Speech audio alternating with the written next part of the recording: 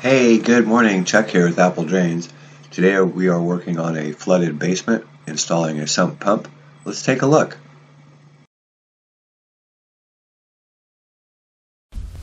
Okay, so we've got our pump set here, and we just need to pump this water out so we can find there is a sump pit somewhere right down here. I'm just not sure where it is because it's underwater. So let's go ahead and lift up the float.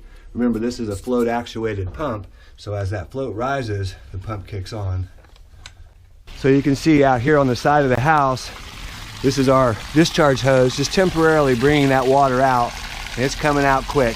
Shouldn't take it but just a few minutes for that water to come out of there.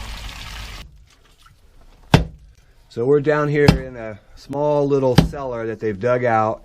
They've poured, a floor here, but we've got to put a sump pump here. So we've got to break the floor, and you can see it's underwater here. We pumped out a lot of water, and we've used the saw to help get some cuts in there, but it's still a difficult area to break out. We'll pound on that for a while. We may have to run the saw again. Okay, so you can see we've got the concrete broke out. We're going to go ahead and start shoveling it into these buckets. Then we take the mud outside. We've got to get it about 2 feet deep and all the way around so that we can put the sump pit in there. Then we can plumb the sump pump so that it goes up and out through the basement wall.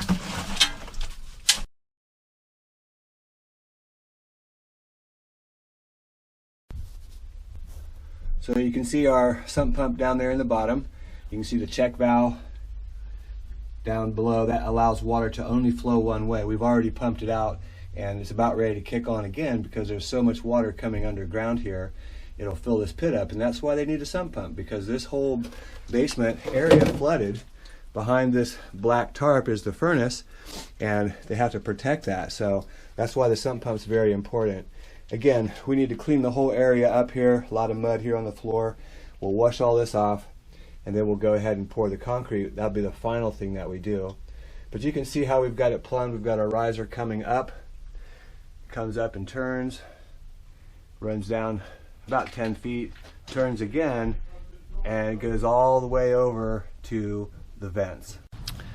And so here's where we brought the sump pump discharge out, and you can see it was splashing over here onto the neighbors, so we put our discharge hose on here, and we're going to come back in the future. We'll actually put this underground, but he needs a gutter up here. That water just pours. All this water here is actually from that valley of the gutter.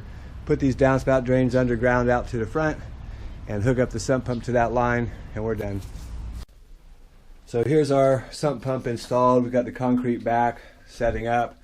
Again, plumbs up, goes out, all the way around. Actually goes clear over, you can't see it, but it goes clear over through the wall, out the side of the building. Hey, this is Chuck with Apple Drains, reminding you that if you believe you can do something, I guarantee you can do it. Have a great day.